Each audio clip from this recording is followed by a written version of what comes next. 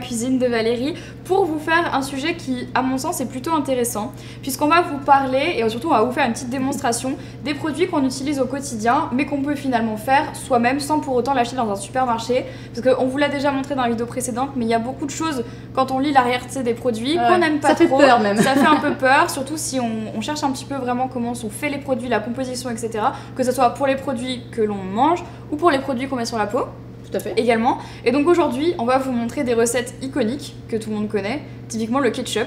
Ouais, comment le faire soi-même. Donc moi je suis novice, c'est Valérie qui va m'apprendre. Moi personnellement, je suis pas une très grosse fan du ketchup, mais justement parce que je sais ce qu'il y a dedans. C'est un cas très rare, hein, parce que les gens adorent le ketchup. Alors moi je suis plutôt moutarde, donc j'ai de la chance, mais je sais que par exemple mes petits frères sont des gros fanas de ketchup, et je préférais leur faire moi-même. Ah là c'est super fun, donc tu vas voir, c'est très simple. Tu veux qu'on la commence directement? Ouais, on explique. On va mettre 1,5 tube, donc en gros de concentré de tomate. D'accord. Moi j'ai même été plus vicieux, j'ai pris du double concentré de tomate. Carrément. Mais le concentré tout court marche très bien. Toi tu veux que ça soit vraiment très tomateux. Ouais. J'allais dire tomatisé. Tomatisé si tu veux. Donc voilà, hop. Donc tu mets la moitié, je mets le plein. Ouais voilà, moi je mets la moitié. Si on en met plus, l'avantage de cette recette, c'est qu'on peut expérimenter, changer un peu les ingrédients, avoir du fun quoi avec tout ça. D'accord. Donc voilà, allez j'en mets un petit rabiot, hop. Ouais, un gros. T'avais envie de tout finir. Voilà, donc après, hop, parfait. Faut pas le faire en blanc ce truc là. Ouais. Ensuite après, raté. Ensuite ça c'est de l'eau, du vinaigre. On va mettre du vinaigre blanc. D'accord. C'est très important. Vinaigre blanc. Ne mettez pas du vinaigre d'estragon, balsamique, du blanc. Hop. Celui qu'on utilise pour faire le ménage des fois. Voilà. Pour les vitres. C'est pas très rassurant ce que je dis parce que là on va le manger. Après la même quantité d'eau. D'accord. Facile. Ensuite, et ce petit truc trop rigolo. Alors, explique ce que c'est pendant que je galère de le. Alors ça, c'est du sirop de maïs. On vous dit souvent de regarder les emballages de gâteaux. Il ne faut pas manger quand il y a du HFC. On emploie les initiales anglaises en français. High Fructose Corn Syrup, c'est pas bon pour la santé. Mais le sirop de maïs pur comme celui-là, pas de problème. On a besoin d'un peu de sucre dans le ketchup. Hein. Ça se trouve, je pense, dans les supermarchés. Dans les supermarchés. Si vous en trouvez pas à côté de chez vous, essayez les magasins bio. Je pense qu'on devrait pouvoir en trouver. C'est difficile de faire du vrai ketchup sans ça. C'est d'ailleurs la base du ketchup à l'origine quand ça a été inventé. Donc vraiment, faites le maximum. Et sinon, online, on le trouve en ligne. D'accord, sur internet. Un petit peu de sel. Alors moi, je fais ma snob. Hein, je prends du sel rose de l'Himalaya, mais le blanc ira très bien. Hop. Seulement, j'ai du sel blanc à la maison. La même quantité sucre. Parce qu'on est obligé. Dans le ketchup, il y a du J'ai pas dit que c'était régime, j'ai dit que c'était sain. Ouais. C'est fait par nous-mêmes, quoi. Ça, c'est quoi? C'est de la poudre de quoi? C'est de l'ail, ça. Voilà, poudre d'ail. Un tout petit peu, hein, une petite pincée. Ouais, moi j'adore. Et, tiens, ça c'est quoi? Oignon. Voilà, bravo. Allez, on touille. C'est facile, hein, on touille. J'ai aiguisé mes sens. Et une fois que tout est bien touillé, on va faire cuire. Voilà. On va porter ébullition. Ébullition. Ébullition. on ébouline. On va porter à ébullition. En fait, aujourd'hui, je fais un remake de Top Chef. Voilà, Top Chef facile. C'est bon, là, tu peux te lâcher. Ah. C'est bon, tu vois? Ouais, c'est bon, t'as travaillé les bras. Ouais, on fait de la muscu en même temps. On fait de la fitness. Hop. Donc voilà. Tu mets sur le feu, je te l'allume et tu ne brûles pas, là. Et l'idée, c'est d'aller jusqu'à l'ébullition, en touillant. Voilà, on va jusqu'à l'ébullition. Et après, on va laisser mijoter un quart d'heure, 20 minutes, jusqu'à ce que ça soit bien ferme. Enfin, pas ferme, on va dire moins liquide. Donc, du coup, pendant que ça petit ketchup ébullitionne. Faut pas dire ça, les gens vont croire que c'est un peu mot. Ça mijote même. Ça mijote. On va passer du coup au lait d'amande à faire soi-même. Maison. Comment passer de vraies petites amandes à du lait d'amande? C'est parti. Alors pour faire le lait d'amande, on a besoin d'amandes fraîches, donc pas grillées, et d'eau fraîche. On met la veille au soir dans un bol d'eau, une poignée d'amandes. L'avantage de cette recette, c'est qu'il n'y a pas besoin d'être très précis. Donc 1 ou 2 poignées d'amandes, ça fera environ du lait, un demi-litre de lait d'amande le lendemain.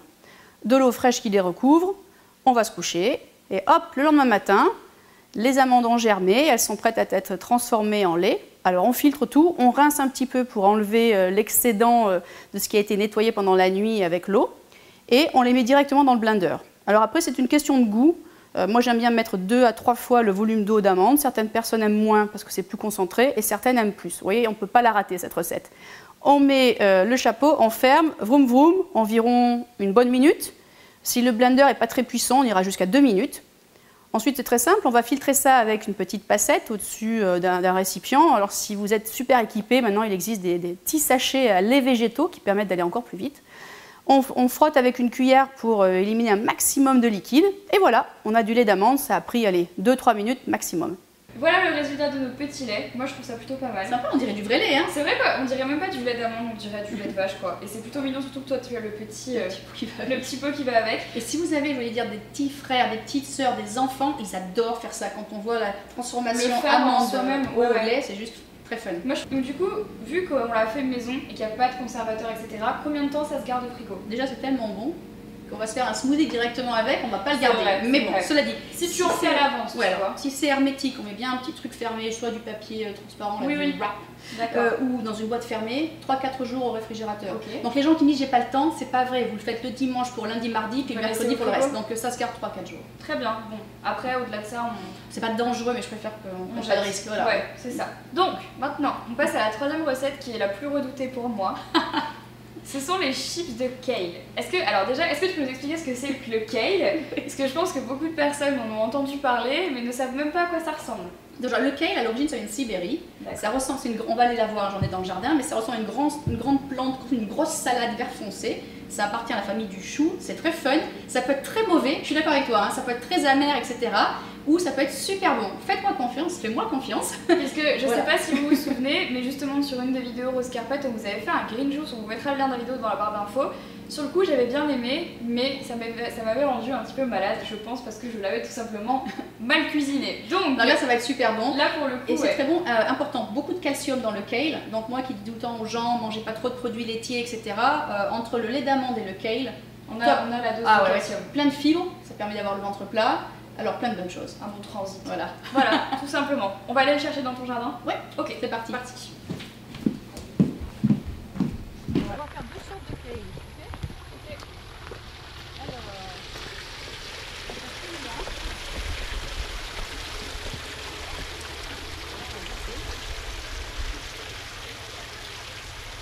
on va faire des petites chips comme des petits, hein. On les coupera après. Celui-là, je l'aime moins, mais c'est juste pour le fun, ok? On va le mélanger. Voilà. Bon, bah, ce qu'il faut, c'est vraiment les rincer. Donc, si tu les as achetés dans le commerce, tu les rinces quand même. Oui, même si tu n'as déjà coupé, on ne sait jamais. Là, donc, comme tu me disais tout à l'heure, on a 2 sortes de kale. Ouais. Là, celui-là, le frisé, il s'appelle. Le frisé. Et le plus petit comme ça. Celui que tu n'aimeras pas. Celui-là, il est un peu plus amer. Parce que voilà, moi, j'avais déjà goûté les chips de kale et ramené des États-Unis. C'est vrai? Écoute, on va voir. Hein. Si tu n'aimes pas, on le donnera aux autres. Je sais pas, je pense que les autres aimeront peut-être. Moi ça se trouve, ta recette, je vais peut-être bien l'aimer. Hein. Bon alors la clé des chips de kale, c'est quoi? Faut sécher. Sécher à mort. C'est-à-dire que s'il reste un peu d'eau, ça va pas du tout faire la chip, ça va être tout mou. Ta technique c'est quoi? Tu mets un torchon sur un autre? Non, en fait ma technique c'est pas terrible, il faut juste faire feuille par feuille. Ah, tu fais feuille par feuille? Ouais, feuille par feuille, comme ça. Hop, hop, hop. On peut les écraser, c'est pas grave. Donc, maintenant, on va les couper. On va les couper. Donc en forme de... Bon, j'aime pas dire trop en forme de chips parce qu'on a oublié de préciser, mais enfin c'est pour remplacer les chips normales. Ouais, c'est pour remplacer les chips industrielles de pommes de terre, celles qu'on a l'habitude de manger, et qui sont bien trop souvent cuites avec... Enfin cuites, trop grasses. Elles sont frites. Ouais. Elles sont frites, ouais. Mais alors, ça dépend. Tu sais, il y a celles aussi qui sont laissées reposer au soleil, nanana. Ouais. Mais bon. Mais in fine, ça quand même, ça sera toujours moins calorique, moins riche, moins machin. Et plein de bonnes choses, donc quelque part on y gagne. Donc là, tu... Bon, je fais des carrés qui sont pas très précis. Tu fais des carrés, mais surtout tu ne prends pas la tige. Et pourquoi d'après toi? Parce que c'est ce qu'il y a de plus amer. C'est horrible. Alors c'est très bon pour la santé si vous voulez goûter, mais c'est... Ah, comment tu fais ça? Attends. Parce que j'aime bien tout goûter, mais c'est pas très bon. Peut-être que tu vas me dire que tu aimes, parce que tu es une extraterrestre toi. Elle va trouver ça bon, vous allez voir. Non, quand même pas, si. Eh ben elle a survécu, hein, sa première tige de kale. Je suis surprise. Ah, et si vous ne trouvez pas de kale, parce qu'on me dit souvent, ah je trouve pas de kale, etc. Il y en a beaucoup en France, ça c'est pas. Nestlé. Mais oui, il y a Nestlé qui veut goûter le kale. Si vous n'en trouvez pas, avec les épinards ça marche très bien aussi. Sans rire, c'est pas mal. Hein. C'est pas mal? Ouais. Attends, je vais te faire goûter l'autre. Alors l'autre race qui est beaucoup plus... c'est bizarre, je crois. Oui, c'est très étonnant que tu aimes ça, mais... Mais je te jure, elle n'était pas très amère celle-là. C'est vrai? Non. Mais écoute, celle-là pour moi. Celle-ci? Non. La prochaine fois, je te ferai une recette de tige de kale. Voilà. Bon, celle-là, on n'en met pas. Non, ça a un petit goût... tu vois l'oseille? Un peu d'oseille. Ok, bah alors tu devrais aimer mes chips alors. Là, tu vas utiliser tes mains. Mes petites minettes. On va mettre un petit peu d'huile, pas beaucoup, très peu. Alors, j'aime pas mesurer parce qu'on sait jamais trop ce qu'on va... Voilà, une petite goutte. Enfin, une grosse goutte. pas trop. Hop, voilà. Ok. Et ça, tu aimes ça? Du parmesan. Là, je le lâche bien, le parmesan. Donc l'idée, c'est que tout soit bien recouvert. Il faut que l'huile couvre bien les feuilles de kale, après le parmesan va se coller. Tu vois? D'accord. C'est cool, non ça? Ouais, c'est chouette. Alors là, je trouve que c'est hyper... C'est très manuel pour les enfants, tu sais. Les enfants adorent. Moi, j'aime bien, ça me relaxe. Si on est énervé, on peut écraser son kale aussi. C'est l'odeur du parmesan, moi, que j'adore. Est-ce que tout est recouvert d'huile? Ou pas trop? Un petit peu plus. Ouais, tu peux peut-être en rajouter un petit peu. Et c'est une recette, si on la rate, c'est pas grave. Si vous mettez trop d'huile, c'est pas dramatique. Ça va un peu frire, entre guillemets. Trop de fromage, ça n'a jamais tué personne. Ça reste de l'huile d'olive. Bon, là, c'est bon. Alors, attends, je t'ai préparé un petit truc. On va les mettre sur un petit plat à four. Et j'ai mis du papier sulfurisé, comme ça, ça va pas coller. C'est bon? Pousse-toi, Nestlé. J'aime bien faire ça. Et alors là, le secret, le deuxième secret, le premier, c'est qu'il n'y ait plus d'eau, qu'on est bien séché. Le deuxième secret, il ne faut pas les juste faire comme ça. Genre, je jette le paquet, ça marche pas. Non, il faut pas qu'elle se colle. Disposer ouais, par ouais. une. Alors ça, c'est le moment un peu plus, le moins cool, quoi, on va dire. Oh, ça va, moi, ça me dérange pas. Alors pour le coup, là, c'est c'était pressé, genre, tu le dois. Ouais, c'est vrai. Alors ça se fait, si on a des fêtes et tout, ça se conserve super longtemps, ce truc-là. Enfin, super longtemps, pas 3 mois, mais enfin, ça peut se conserver au frigo dans un truc bien fermé, hermétique. Dans un Tupperware. Ouais, 2 semaines. Ah oui, quand même. Ouais, ça se conserve très bien. Bah oui, c'est grillé au four, il n'y a plus rien qui peut, voilà. Donc pour le four, c'est thermostat combien? Alors combien de temps? Alors moi, je mets 180, 190. Après, ça dépend des fours. Je mets 7 minutes d'un côté, après je fais une rotation, 8 minutes de l'autre. En gros 15. Il y a des gens pour qui 20, ça sera mieux. Il faut faire un test. Il faut tester une première fois, je pense, voilà. et puis après voir comment... Et alors voilà, donc ça ressemble à ça. Je sais pas si vous pouvez bien voir là. Alors rajoute. Hop là. Voilà, ça ressemble à ça. Je serais sûre d'aimer. Ouais, c'est chouette. Alors sur le coup, on a un peu l'impression qu'on est allé faire la cueillette. Ouais, c'est ça, la cueillette dans le jardin, bah, c'est une herbe qu'on ne connaît pas. Bon, alors, on va l'enfourner. On enfourne. Sérieux? C'est du ketchup. C'est impressionnant. C'est fou, hein? C'est impressionnant. Alors, mais je peux le ramener chez moi? Donc, ça a fini de cuire. T'es bien avec les petits gants? Je suis prête. Donc on les sort. Elles sont prêtes, ouais, elles sont prêtes. Nestlé, tu es trop près du four. Il a envie de goûter les chips. Donc ça, on peut pas toucher. D'accord. Pendant 1 heure. Mais pas cette tête, t'as pas goûté encore. Non, plein de parmesan fondu. Oui, c'est ça en fait, c'est le parmesan fondu qui me donne envie. Au niveau de l'odeur, ça ressemble énormément à l'odeur des épinards. Oui, c'est vrai. Tu trouves? C'est le contenu en... C'est un mélange des épinards et d'un gratin. Bah, c'est un crucifère, donc ça a l'odeur un peu des choux d'ailleurs. Énorme. Donc là, on va le laisser comme ça. On laisse 1 heure pendant sécher. 1 heure. Ouais, voilà. Et après, il faut pas y toucher avant, ça sert à rien de sécher. D'accord. Et dans 1 heure, elles sont déjà un peu dures, on entend. Clac. Et dans 1 heure, elles sont très dures. Enfin, ok, très dures, donc on les laisse plus loin. Ouais. Et on va passer du coup à la 4e recette, qui est la recette du beurre. J'ai pas besoin de mes moufles. Sans moufle. Donc le beurre maison. Oui. C'est facile. On a besoin de quoi? Un truc, un ingrédient. De la crème.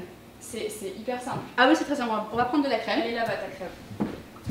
Si tu veux le faire avec moi, j'en prendrai un chacune. Tu veux? D'accord, ok. Un chacune. Alors, j'aime bien les petites briques aux États-Unis, elles sont trop mimi. C'est chaud, hein? Ouais. Donc c'est de la crème fraîche. Hein. La crème fraîche. Alors, donc là, du coup, on va. La quantité n'importe voilà, pas. C'est ça, c'est ce que j'allais dire. On va pas vous parler de quantité puisque ça dépend. On prend ce qu'on trouve. De la quantité que vous avez envie de faire de beurre en fait. Voilà. Non, ne t'ouvre pas. Ah. On laisse tout fermer. Et qu'est-ce qu'on va faire? On va faire du sport. Ah. Donc on va. Les anciens avaient une baratte. T'as jamais entendu parler de ça? Les anciens, il y a 200 ans, hein, ils prenaient un truc en bois, ils remuaient comme ça pendant des heures, jusqu'à ce que nous on allait plus vite. Hein. Donc tu fais ça pendant environ, allez, 5 bonnes minutes. Ça fait travailler les triceps, les biceps, on rentre. Moi je m'attendais à un truc genre 15 secondes, 5 minutes. C'est kitchen fitness, le fitness en cuisine. Et quand tu sens que c'est plus... Là déjà, si tu vas vite, très vite, tu sens que c'est plus la même consistance. Ça fait moins floc-floc dedans. Tu entends? Je sais pas si je vais tenir 5 minutes. Courage. Allez, courage. Ah, mais j'essaye de trouver la bonne position pour pas l'envoyer à l'autre bout de la cuisine, tu sais. Donc quand ça... ça y est, le mien je peux plus. Ça y est. Hein, il y a un moment, il y a déjà eu un phénomène en moins de 2 minutes, on peut plus, ça bouge plus dedans. Ça m'arrange parce que je sens plus mes avant-bras. Dans ce cas-là, on arrête. On ouvre la bête. Je suis pas fait. Alors comment ça s'ouvre comme ça? Bah ça c'est aux États-Unis, hein. En France je sais pas si vous avez pareil, mais on ouvre. Nous on a une bouteille. Voilà, bah la bouteille c'est pareil, on remue. On ouvre. C'est encore apparemment liquide. Il y a de la mousse de beurre. La mousse de beurre. Et donc on va verser dans une centrifugeuse. Non, comment ça s'appelle en français? Un robot mixeur. D'accord. C'est un robot mixeur, hein? Une robot mixeur, centrifugeuse. Ouais, ça fait pas de jus. Et avec le petit truc, très souvent quand on achète ces machines-là, On a quelque chose qui tourne, on ne sait pas trop ce que c'est ce truc blanc. Personne l'utilise dans les robots mixeurs. En D'accord. France, à un moment, j'en ai offert un. Elle me dit, ça sert à quoi ce truc? Eh bien moi j'en sers à faire du beurre. On le met pour la première fois de sa vie, on va s'en servir. Et on met ça dedans. Pour ceux qui n'ont pas de machine, il suffit de faire ça pendant 20 minutes. Il faut juste avoir un copain, une copine. On peut le faire aussi avec un fouet? Non, ça ne marchera pas. Ça marchera il ne faut pas qu'il y ait quelque D'accord. chose qui passe trop au milieu comme le fouet, il y a trop de petites branches. Donc dans un truc confiné et puis on se le passe entre copains pendant 20 minutes et on a du beurre. Mais moi je suis le côté feignant. Mais tu vois, c'est moins liquide qu'au début. Hein, c'est déjà un peu crémeux. Voilà. Et alors après ça, c'est miraculeux, on va juste le blender, le mélanger. Tout simplement. On a besoin d'une spatule parce qu'on va arrêter toutes les quelques secondes pour bien racler. D'accord. Et après on attend que ça se passe. Pour le coup, ça c'est vraiment une recette facile. On rajoute pas de sel, pas de poivre, Rien. C'est après, quand on aura sorti, le mélange beurre, D'accord. on fera le rajout. Ok, très bien. Bon, alors, c'est parti. Donc J'y vais, maintenant, hein. c'est parti. Alors on attend. Alors regarde, ça fait 1 minute. C'est déjà de la crème, tu vois. C'est génial. Toi, c'est déjà bien dur. Et bientôt, à un moment, on va voir du liquide comme de l'eau et quelque chose comme du beurre. D'accord. Tu vas voir, on continue. Donc on laisse encore. On laisse tourner, ça fait le travail pour nous. Hop. Tu vois, ça touille. On C'est attend. dingue. C'est facile. Ouais. Et alors un truc important, on me demande souvent combien de temps ça se conserve ces trucs-là. Une fois qu'on l'a fait à la maison. Eh bien le beurre, ça se conserve très longtemps. Ouais. Et moi je le conserve dans une petite coupelle dans laquelle je mets le beurre, que je retourne dans un bol d'eau à l'extérieur. D'accord. Et comme ça empêche, comme l'eau empêche l'oxygène de venir abîmer mon beurre, ça se conserve des semaines entières. Ça c'est pas Mais il mal. est tellement bon qu'en général... Mais du coup, tu vois, je trouve que c'est pas mal si par exemple vous avez de la pâtisserie à faire et dans un gâteau vous avez besoin de mettre du beurre. Ah oui. Tu vois, si vous n'êtes pas sûr d'utiliser le beurre sur le long terme, par exemple, c'est juste pour l'instant T, pour vous faire des gâteaux au chocolat par exemple, ou des trucs comme ça, tu vois, on peut très bien le faire soi-même, comme si c'était, tu vois, une étape en plus Oui, tout à fait, de, ça fait partie. de la fabrication de son gâteau. Enfin, je trouve que c'est pas mal du coup. Et comme puis- il y en a beaucoup... Et puis là, pour le coup, c'est pas une excuse, ça prend vraiment 30 secondes. Donc, bien évidemment, il faut avoir l'appareil, on est d'accord. Si vous n'en avez pas, effectivement, Fais du sport. achetez-le soit dans l'industrie ou alors faites du sport. Mais sinon, c'est voilà. C'est rigolo, c'est Ouais, fun quoi. C'est vraiment fun. Et ben voilà, C'est fait. regarde. Donc là on a deux choses. C'est rigolo, c'est tout émietté. On dirait comme une omelette. C'est Ouais. marrant. Comme une omelette, donc en fait, il faut se laver les mains. On va le prendre, tout le fond c'est un liquide comme de l'eau, ce qu'on D'accord. appelle le babeur. On mange pas, enfin moi je mange pas, c'est plein de lactose. D'accord. Tout le lactose est là d'ailleurs. Dans Ok. le beurre, il n'y a plus de lactose. Les gens D'accord. intolérants, ils peuvent manger du beurre. Ok, très bien. Donc on se lave les mains, on le prend, on va le malaxer sous l'eau fraîche Ok. pour enlever tous les petits bouts de babeur, les petits trucs qui restent dedans, et on aura du beurre parfait. Et après, D'accord. toi qui aimes les choses salées, Ouais. tu rajoutes du sel, tu peux rajouter Pour faire du du poivre, beurre, des du sel. herbes, Ouais. du sucre si tu veux, fais ce que tu veux. Super, très bien.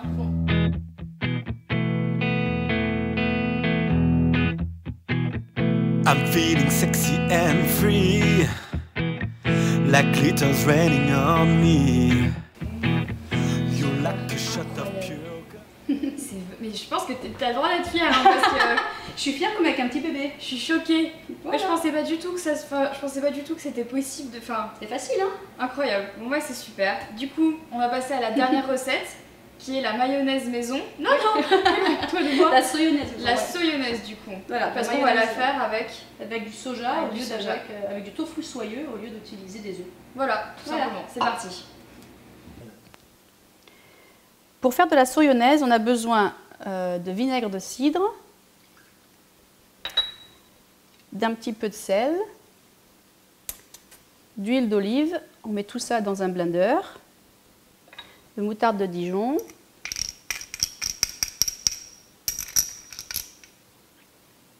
et l'ingrédient principal, c'est le tofu soyeux, qu'on peut mettre en 3 ou 4 blocs comme ça.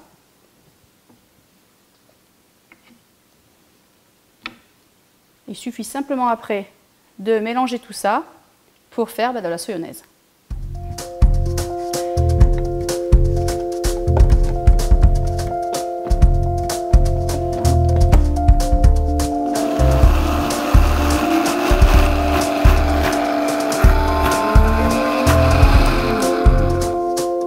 Donc régulièrement, environ 2 ou 3 fois en 1 minute, il faut juste prendre une spatule et faire redescendre le mélange au fond pour bien le mélanger et arriver à avoir une soyonnaise homogène.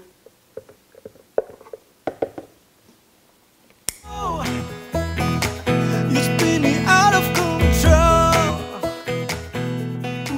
Donc voilà pour la soyonnaise qui est juste ici. Alors franchement, moi j'aime bien la mayonnaise en temps normal, mais je préfère ça, tu vois, quand même. Ouais, c'est léger en plus. Ouais, donc je suis assez fan quand même, je vous recommande de l'essayer parce que pour le coup, je sais que moi, Anil il adore la mayonnaise, tu vois, et il en met dans tous ses sandwichs. Donc le coach il va devoir faire sérieux. Ouais, mais vraiment, tu vois, il en met dans tous ses sandwichs au thon et vraiment il en met une dose mais incroyable. Et je serais moins coupable pour lui, tu vois. Et en plus, toi, c'est toi qui veux le forcer à faire tout ce genre de choses. Donc en tout cas, voilà pour les recettes, il faut qu'on goûte le kale. Ah oui, alors vas-y. Et si jamais tu n'aimes pas, tu trempes dans la soyonnaise. Tiens, prends ça. Go. Alors, t'es pas fan? Bon, elle trempe dans la soyonnaise. Alors comme ça, je suis pas super fan. Le parmesan quand même aide bien. C'est vrai. Alors déjà comme ça, elles sont meilleures que celles que j'avais goûtées. Bah avec la soyonnaise, tu vas adorer. T'as fait un petit dip, tu peux te mettre dans un dip là. Voilà, comme on veut.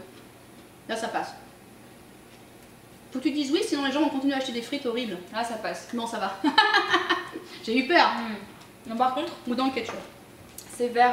Alors faites attention quand vous en mangez. Ah oui, entre les dents. Avec les dents, c'est pas très sexy. Hein. À une soirée, t'imagines c'est bon, on va voir toi après. C'est pas le top. Donc, bah, je suis très contente de ces recettes. Toi, personnellement, quelles sont tes préférées? Moi, c'est ce que tu fais le plus souvent. Tous les jours, c'est mon lait d'amande. Enfin, tous les jours, Vraiment. tous les 2-3 jours. Oui, parce que tous mes smoothies, je les fais au lait d'amande. Si je dois manger des flocons de sarrasin, c'est le lait d'amande. Donc ça, c'est vraiment ma base. Ta base. Ketchup, j'en fais tous les 3-4 mois, je Pour ta stérilise. famille. Voilà, surtout pour les amis, tout le monde m'en demande. Ouais, c'est vrai. Mais j'en fais beaucoup pour tout le monde en fait. Ça, le beurre, tous les 6 mois, tous les 3 mois, je fais.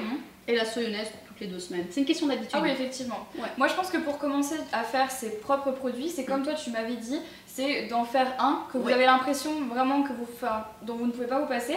Par exemple, le ketchup, je pense que c'est quand même, tu vois, c'est un gros basique de notre alimentation. Et ça assure. T'invites des copains, je l'ai fait moi-même. Ouais, je suis assez d'accord. En tout cas, commencez par faire quelque chose que vous avez l'habitude de manger, de boire, et juste de se dire qu'on le fait soi-même, déjà, ça nous rassure, on sait ce qu'il y a dedans. Tout à fait. Et puis après, ça peut nous entraîner justement à faire plus. Et tu as raison, faut pas tout faire d'un coup, sinon les gens se disent il faut que je fasse le beurre, la mayonnaise, le ketchup, c'est trop. Commencez par quelque chose et ensuite, si vous voyez que ça vous plaît, essayez d'autres recettes. En tout cas, sur le blog, on va vous donner les proportions exactes de tout ce qu'on a utilisé aujourd'hui, si jamais ça peut vous intéresser.